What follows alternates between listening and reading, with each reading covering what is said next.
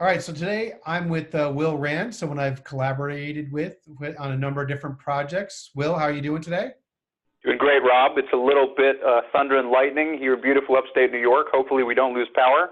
If I completely glitch out, hopefully we can do a take two. It's a live demo. It's meant to happen.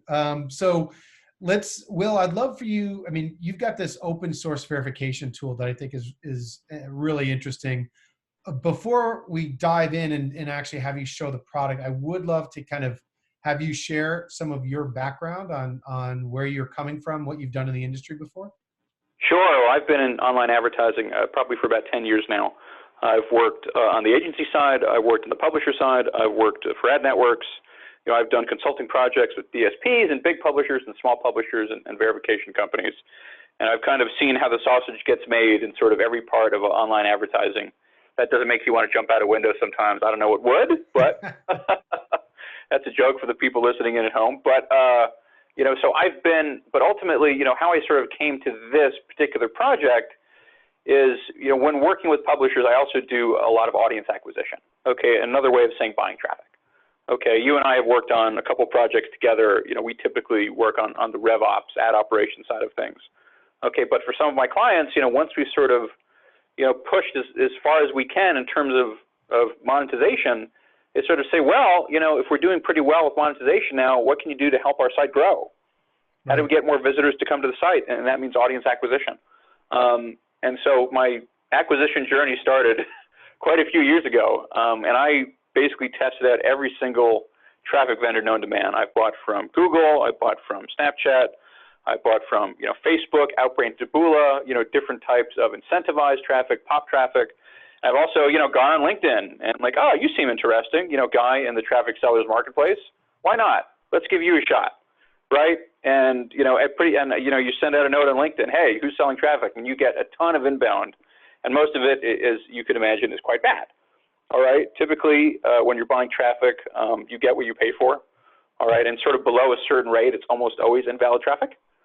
But one of the things, I found when working with some publishers and working with, fairly large ad verification companies is when I would ask them, hi, you guys flag this as invalid traffic. What was wrong with it? And they wouldn't tell you. Right. Or if they would say, hey, this is data center traffic. I say, okay, which IP addresses were data center? So I can, tell my partners, don't buy on these IP addresses. And they wouldn't give me that kind of information. All right. And, if I just wanted kind of like a raw log, every single hit of that pixel, where did it come from? Give me some information. Like they would straight up just stonewall, either stall or just not get back to you or not tell you. And what I found, and this is just kind of like the textbook ad network model where we have a black box, we know more than you do, and we're just not gonna play your game, if you want more information than what we're willing to give you. And what I found out is that broadly ad verification companies, and this is not all of them, obviously there are some good companies and there's some that are not quite as good. They're not transparent. For small publishers, they're very expensive. You could be looking at, minimum of several $1,000s before you even, get your foot in the door. They typically do something called sampling, where if you, send them 10,000 visits, or if you put their pixel on your page and you get 10,000 visits, they're not going to check all 10,000 visits. They might check 1,000 and then extrapolate out to that extra 10,000, what the invalid traffic numbers are. All right. And typically, like, unless you're willing to spend a ton of money, the data is not very in depth. And because they are a third-party tracker, you're taking someone else's tag and you're putting it on your page. It'll often get blocked by Firefox. It'll get blocked by Apple Safari, and Chrome, I think in the year 2022, is going to block all third-party trackers as well. So, how effective is it really going to be? You know what I mean? Right. And I think if we want the open web to win and be more popular and take away money from the Googles and the Facebooks of the world, we need to be a better ad environment.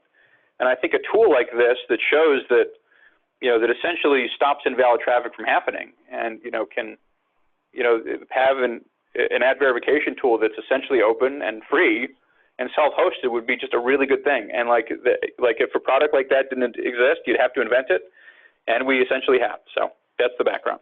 Great. That's awesome. Thank you for all that. And so, yeah, so you've you've got something to show, something that you've been working hard on. And, if you want to do set up the screen share, Sure. why don't you walk through what you've built? Sure. Share screen. Oh God, this is gonna. Hopefully, this doesn't go terribly wrong. Although you never know, really. So. That's all right. That's all right. We can.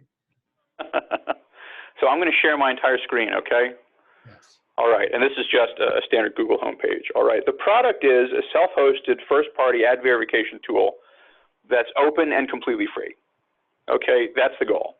All right, and the goal is to identify invalid traffic coming to a site, and if you opt into it and you do it, it will prevent it from happening. Okay, this is not necessarily meant to be a replacement for a sort of mainstream ad verification tool. It's a tool that's intended for if you want more data than you could ordinarily get with those verification companies, or if you don't have the money to pay for them, or maybe you want to use it as leverage and say, hey, we want this kind of in-depth data from you in the future. This is a really good tool for using that. All right. So if you're following along at home, and you can do this, Rob. All right, you can go to advidity.com. That's ADVIDITY. All right. And as we can see, this is just a very simple page that we set up. All right. Simple HTTPS page. It's got an ad tag here. It's got a placeholder. All right. And if you do a view source in the background of the page, all right, you can see this right here. All right. And this is the product. This is an ad verification self-hosted tracking pixel. Okay. And this looks a lot like you would see most ad verification tools do. It's a pixel, right? Right. I mean, you place the pixel. In this case, it's in the footer of the page. But you could put it in a tag management container or anything like that, add in macros, put in cache busting, whatever you want to do to make that work, right? And because it's self-hosted, all of the data goes to a repository, a MySQL database, which is hosted on this website. Okay, so this is hosted on the Advidity website, all right? And I've connected, to this MySQL database. I hit enter, and here we go. I've actually visited the site now, okay? So this tells about me. This is a Chrome 83 browser. That's what it is. It's Windows 10. That's what I'm using. You've got my IP address, which is Katona, New York, and upstate New York. I'm going to reset this IP address so I don't get DDoS attacked, but neither here nor there. It says the JavaScript is enabled. It says the page that the ad is running on, okay? It gets my screen height, my screen width. I'm running off a laptop. Pretty much anything you want, over 100 different parameters, we collect on every visitor that comes to the page. Okay, and ultimately, you'll get a verdict for every single visitor that says, this is a valid visitor or this is not. Okay, and if not, why not? Okay, and we'll give you the reason. And as you can see, there's no impression sampling here. Every single visit gets recorded. Everything gets put into a hosted SQL database. That makes sense so far? Yes, it does. Cool. So we're going to keep visiting now. All right, I'm actually going to connect via a proxy server. All right, one of the most common, if not the most common, flags for invalid traffic is a data center IP address. All right, we make it really simple to identify invalid traffic via IP address. All right, so I'm going to use a proxy right now. And this is something I set up on Amazon Web Services. Well, it's not completely free. It's also really cheap. Okay. And we're going to refresh the page. All right. Page is refreshed. Page is reloaded. We reload the table. And this is the new visit, right? Okay, so you'll see that it's got the exact same user agent, the exact same flag that I have. This user 42AE1 is me, right? Okay, but the only difference here is now that it's got the server IP, the IP address has changed. Okay, this is now Columbus, Ohio, Amazon.com. And if we scroll all the way to the right, we'll see this now gets flagged as an invalid visit. Okay, because the data center ISP and it's a proxy IP. And we tell you exactly how we flag it. Okay? Yep. Yep. And that's really great, right? Because if you're buying traffic or, you're getting inbound from somewhere, this is from, we tell you exactly how it's done. So, and so this is picking up on the fact that it's coming from a data center. Exactly. And so my assumption is that based on some of the other parameters you've set on other things that you are testing, you then also flag it as invalid, right? So it gives you the reason. That's exactly right. Okay, now in this case, because it's data center ISP, we flag it as invalid. That's pretty much it. Okay, a proxy IP, if somebody's using a proxy, it's not necessarily invalid. It's not necessarily a bot. They might be, I might be working in Washington, D.C., or my office might be in Washington, D.C., and I'm connected via VPN into my own terminal. Right. Right? So I would flag that as suspicious. We have 4 flags. It's, valid, invalid, suspicious, and unknown. Unknown happens like when they don't give us any kind of information. But we'll flag someone that all they have is a proxy as a suspicious visit. Make sense? Yes, it does. And it helps understand that you can start to evaluate that suspicious activity and, right. and potentially steer campaigns away from that, right? To how you treat it when you're working with it. I got it. Yeah. Well, we'll talk about and the other thing is that, this algorithm that says how we flag certain traffic types as invalid, it's completely public and open. Okay. So if you're a user of this thing, you'll actually take a look at the code and we'll tell you, here's exactly how we flag something as a proxy IP. All right. In this case, this is my real IP address. Right. All right. This is collected via, WebRTC, browser leaking just between us. All right. And this is the actual IP address that I'm using to connect to the site. Right. So this is how I'm presented to the world, but this is where I actually am. All right. And this is why this gets flagged as a proxy, and this is why it's invalid. Make sense? Yes, absolutely. Very cool. So I'm going to run a bot right now. I'm going to send a bot visit. All right. This is really not that complicated to do.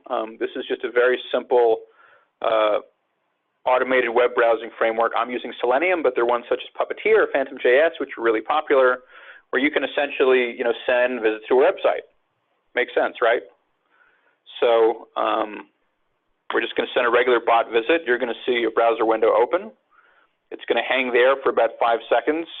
We're going to load an ad like a good bot should. You can't see my hands because I'm not doing anything to the page. And now the visit's over, right? So we refresh the page. And once again, we've got the Amazon IP address. All right, but there's also a flag on here, okay, called navigator.webdriver. Okay, when your navigator.webdriver is true, all right, that's basically a flag screaming to the internet that, yes, I am a bot. Okay, and it's very simple for us to identify that. Okay, and as you can see here, we'll now flag this as an automated browser. Got it. Got it. So, like I said, we make it transparent. We say this is what an automated browser is. This is how we flag it. And so there's a couple things there, right? So one, the level of sophistication could evolve, right? In other words, the bot you created was quite obvious, yes. Right? But yes. Obviously malicious bots and so forth are looking to try to look human, but you can with people's help, as well as some of the stuff that you've probably already done, look for some signal that there's something off here. Oh, we're getting there, Rob. We're going to get there. Well, you know me, I like to race ahead.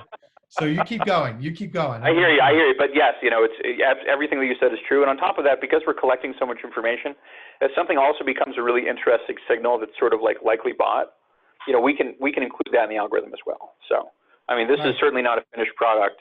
And if you look over to, the far right here, we'll give you the pixel version. This is the version of the algorithm, right? So if we make a change, the version will be version 172. Oh, that's smart. Very good. This is version 170 right now.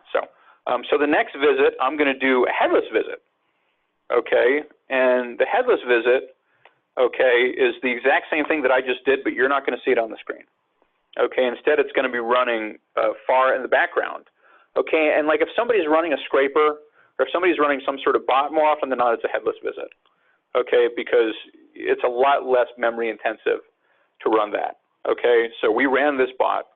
All right, we're going to refresh this. Once again, it's going to get flagged as an invalid automated browser. Okay, but this is also getting flagged as a headless user agent. We're able to identify that as well. Okay, some of it is because the user agent will announce to the world, hey, this is headless Chrome that you're using. Okay, but on top of that, there's a parameter in here called the unmasked vendor, or the unmasked renderer. Okay, and this actually tells you what graphics card is being used. Okay, and in our case, as you can see, I'm using an Intel graphics card in most cases. In this case, Google Swift Shader, and the reason for that is because that's what Chrome defaults to if they can't get access to your graphics card. Okay. Got it. And because they can't get access to the graphics card because like there was no window that popped up on the page, this is what flags. Makes sense, right? Yes.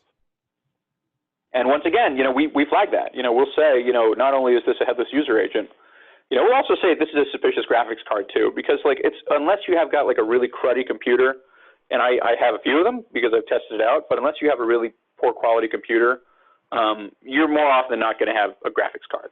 Okay. So on top of that, we're going to do something else. We're going to open up Chrome here, and you want to talk about more sophisticated bots. All right. There's actually a way for you to change your graphics card.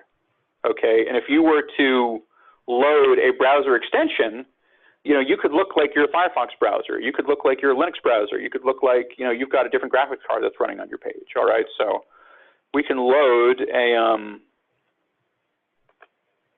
just give me 1 second here. Live TV, right, Rob? So you're doing great. Oh, stop. Oh, go on. So we want, where's our nonprofit? Desktop consulting, no longer 2019, nonprofit. And we're going to go to the bot scripts. Okay, and this is actually a browser extension. All right, we're actually going to use this to change around the parameters of our browser. Okay, so I'm going to go to browserleaks.com. Okay, and if we take a look at the WebGL report, okay, we could see that this is Chrome 80, according to them, instead of Chrome 83, which is what I actually have. And they claim that we have a GeoForce, an NVIDIA graphics card, rather than an Intel graphics card, which is what I have right now.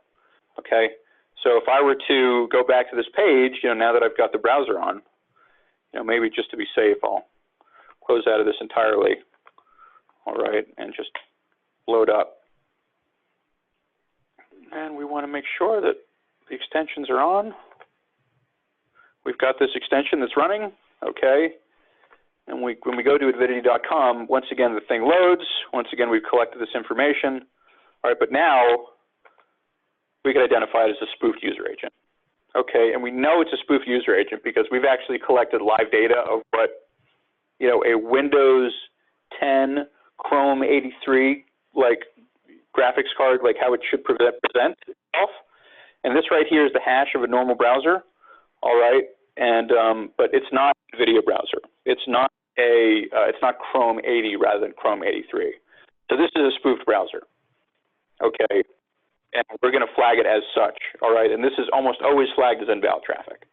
All right, because if somebody's using a Linux box and they're running it on a remote server, even if they're using a proxy, that's a residential proxy, even if they're changing around their user agent, which is super common, we can still identify that, and we can identify it probably 99% of the time. Interesting. Yeah. And what's cool about that is that, now, this is if somebody built a really, really good bot and it looks really, really human, unless it's a real browser, unless it's a real graphics card, this is not going to pass muster. And more often than not, many big-time ad verification companies don't actually use this, which is really cool. Interesting. Interesting. Yeah. Okay. Yeah. So we're coming close to the end of the demonstration here. All right. Firefox will ordinarily block all third-party trackers. Okay. It does this because they're the privacy browser. Okay. And assuming that if we take a look at, the privacy settings, okay, the standard, they're blocking social media trackers, they're blocking cross-site cookies, all these different things, right? All right, despite this, if I go to Advidity.com, all right, load up this page, see the banner ad. Okay, we're going to refresh this. Yes, this is a new visitor. All right, but as you can see, we're collecting a whole bunch of JavaScript information. All right, and we're collecting information that ordinarily Firefox would block you from seeing. All right, so How's it They doing ordinarily that? wouldn't give you. Can you talk to that? Yeah, sure. So they block third-party trackers, and because if we look at the page source of this pixel, all right, this is a first-party tracker. Okay, Advidity.com is the domain, and Advidity.com is the domain where it's running. Okay, where the pixel is hosted. Okay, so this is not a third-party tracker; it's a first-party tracker. And Firefox, more often than not, doesn't actually block first-party trackers. Got it. Okay. Yeah. And And what's can I great? ask about Chrome? Not Chrome. Yeah, Safari. yeah. In Safari, if you have, do you have an iPhone? I do, but I'm reticent to just throw together. Oh, you want me to go to that site, right? Okay, I can do that. You are a smart man. I'm not going to make you do it, but it works the same way with an iPhone. Okay, and I think, I don't know if I could subtract. Maybe I can go back 6400 times 60. If I can go back a number of days. URL here. Right. You don't have to check. I don't want to. I don't need. I just did it. I just did it. Oh, you just did it? All right. Yeah. You want to take a look? Because I was going to say, I don't think you had consented to giving me your personal information. So. Known you long enough. You can. Please don't tell the European authorities. I don't want to get in trouble. So. So I just canceled this. This is going to take a second, all right? But what it's going to look like once this thing is going to stop loading is, you're going to see an Apple Safari browser, okay? And you're going to see a browser fingerprint. And we're going to see, it's just the same thing with the way how it works with Firefox. You're going to collect a lot more information than you did before. So, okay. Got it. All right. Well, so while we wait for that, for it to bake. Sure. So again, was that the demo so I could start asking questions? Because, I'm locked in. That's essentially the demo. If you wanted to spoof a mobile user, you could do that. But, probably the most exciting thing about this is that, we've identified that I've got a whole bunch of bot signatures right now. Okay. If we go to everyday run-of-the-mill site.xyz, okay, you're not going to see a banner ad there, are you? Okay, this is the exact same code that I have set up on my website, on this other website that I had. All right, the only difference is that now I've actually got a blocking tag. Okay, and because I have that blocking tag on there, you're not actually going to see a banner ad load. Okay, and we're going to prevent that banner ad from loading. Okay. That was going to be my line of questioning. So what you're saying is that you're putting that up in the header and Yes. You're running that test, and if it comes back as invalid, don't serve an ad, or you could even, pass on some kind of key value so that's only serving a house ad. Right, and the way this is working right now, okay, this has blocked the ad from serving. Okay, so when you identify invalid traffic, it doesn't even sell that ad. Okay, so this is really a way for you not just to, identify invalid traffic, it's to eliminate ad space that was generated from invalid traffic. And it's completely free. And all it takes is this little tag right up here. Got it. And then it throws the data into a SQL database, which I could then access and pull into reports and get some sense and feel for what's happening. Absolutely. Okay, and on top of that, you could use this same tracking pixel that I have right here. Okay, you can append it to one of your creatives. All right, so let's say that, the blocking script didn't work 100% of the time, and it typically doesn't because this is ad tech, and things are Right. kind of messy. What you'll find is that you can actually see like what exposure your banner ads had or your video ads had to invalid traffic. Right, and then I can use that to, again, just assess, what I saw versus what a verification service saw. Yes. And at least have some dialogue, right? I think yes, that's exactly. There. And sometimes you might be able to say, hey, which ISPs, which data center ISPs are you guys flagging? Okay, and they might tell you, or they'll say, no, you're right. We actually did have some data center exposure. I don't know what happened. We're blocking this, and everything is fine. Okay, and if it's a sort of community-oriented thing, you can tell other people, hey, this is not getting flagged according to our site. Let's put it into the code. Let's update the pixel version. All right, and let's improve the algorithm. You sort of all have a stake in it. You know what I mean? Yeah. So this is your visit. This is mobile Safari.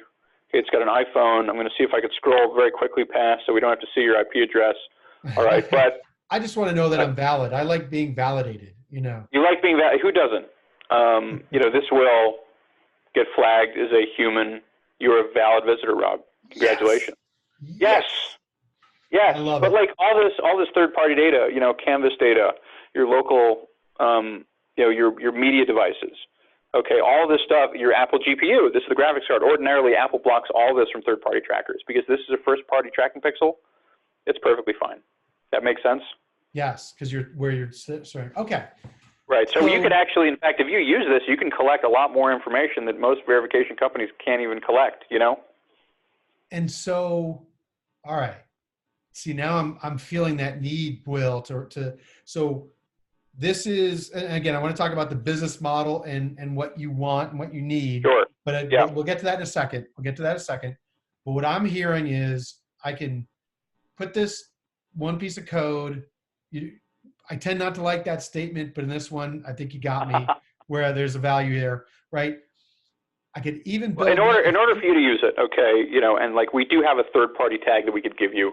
All right, it doesn't work as well as the first party, which is what I just showed you right now. Right. All right. But I mean, the goal here is, if you take this code and you put it onto your own website, all right, and you host the MySQL database, and you host the JavaScript, and you host the PHP, and you take this tracking pixel and you put it, in GTM or whatever tag manager you're using, maybe Telium, or maybe you just put it in the footer of your site.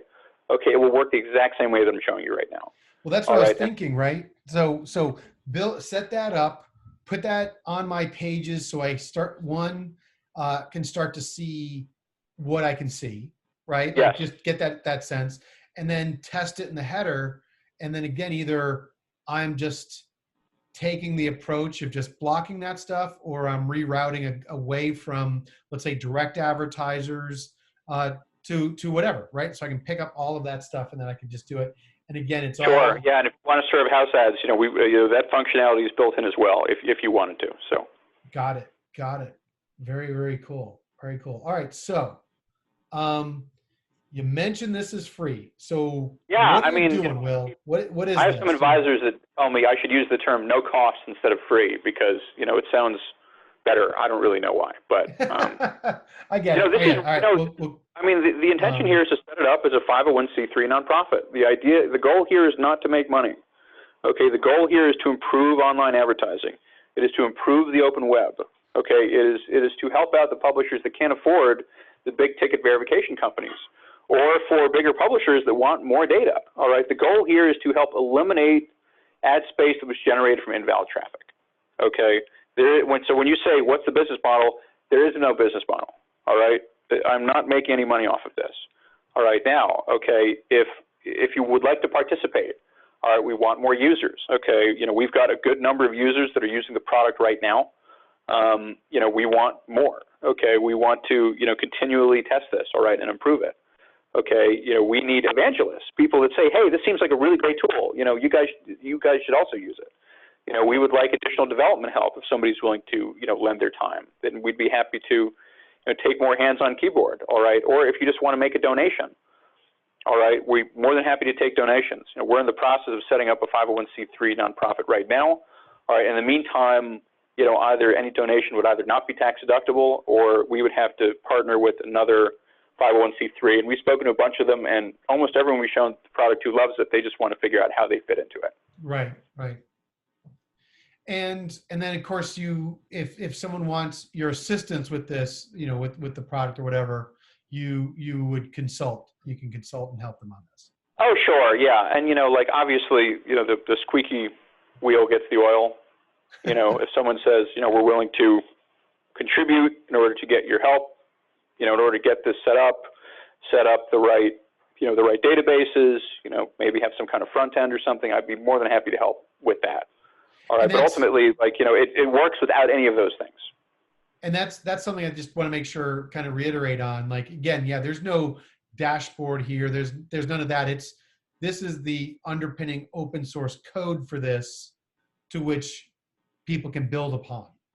Sure, and most publishers I've spoken to use Tableau or use something like that, for their own front end. So it's not really, I don't think having a front end is really necessary. as a user, and Rob, you and I have been in operations for a long time, I'd much rather have the raw data and then build the front end on top of it rather than just have the front end. Because if you just have the front end, you won't get as much information. So. Got it. Great. Will, this is quite impressive. I think there's definitely going to be some people who are going to reach out to you. What is the best way to reach out to you? You can send me an email. You can text me, something like that. Like we don't really have a website where you could submit a form or anything like that. If you just send me an email, or Rob, you have my number. I mean, yeah. So who wants to talk to me, I'll follow up. So people can email me. I'll put them in touch with you, and off you go with that. Sure. Really good job, Will. Is there anything that I'll give you a couple seconds here to think, like, did you forget anything? Because I thought that was pretty comprehensive. I don't think I forgot anything. This is what the product is. I think it's good for the ecosystem. I really don't have any motivations beyond that. Also, we do technically have an API key. A user doesn't have to share data with us, but if they wanted to share data, they could. Okay. So, meaning that, like, if you wanted to improve the algorithm, beyond just your own site, if you want to, share your data, with us as an organization, all right, you could do that, but, like, by all means, you don't have to. So, and it's essentially double opt-in. You have to check off a yes box in the configuration file, and you have to get an API key. So. Very cool. Very cool. All right. Well, let's, thank you so much for walking through that. I think, I'll keep checking in on you, and I'm sure there'll be another time that we'll look for an update.